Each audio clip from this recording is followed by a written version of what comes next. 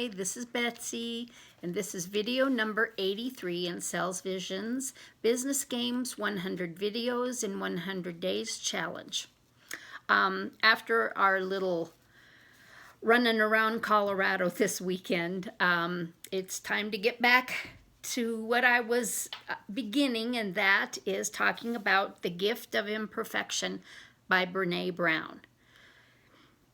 Brené was asked to speak at an elementary school by the principal and the PTO president. The topic was relationship and resilience within families. But she had no idea what she was getting herself into. When she arrived in the auditorium, she felt a very strange feeling. And she said that the parents seemed to almost be agitated. And she asked the principal and the president, what's going on? And neither one of them would say. They just kind of walked away from her. The PTO president shrugged her shoulders, and she was left with a very uneasy feeling.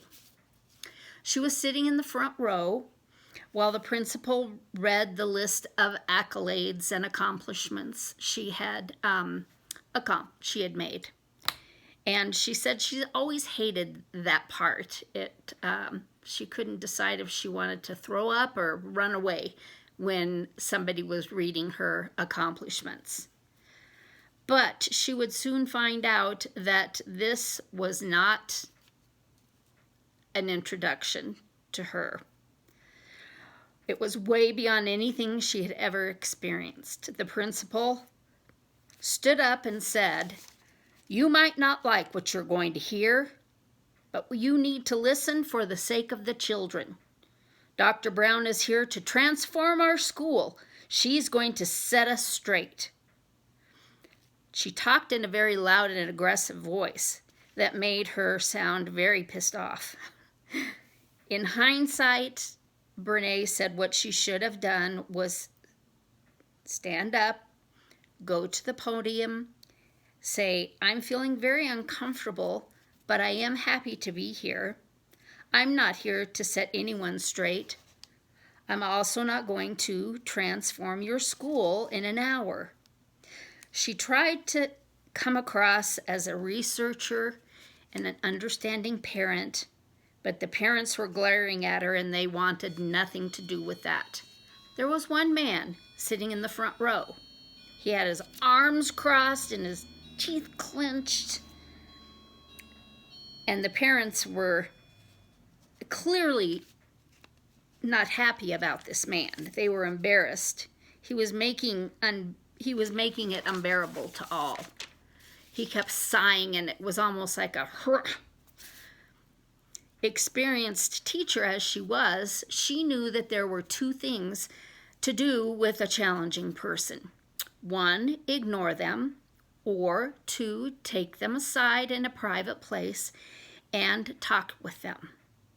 She was so knocked off her game, she did the opposite. She tried to impress him, talked louder and started getting animated, gave up her authenticity, and went straight into trying to be the big guy. She didn't get a nod from him, or even a slight nod or grin. She just managed to freak out the other 250 already pissy parents, and it went terribly because she had traded in her authenticity for that guy. Big mistake. She stopped believing in her worthiness and started hustling for it. And at the end of the talk, she walked to her car, face flushed, heat pounding, heart pounding, and tunnel vision. Shame set in, causing a shame storm, and she couldn't feel good about it and went into the bad self-talk. "Geez, I'm such an idiot. Why did I give in to that?" she said. Dry mouth, slight headache, feeling shame. She knew that she was feeling shame since she had done so much research on it. She knew what she had to do.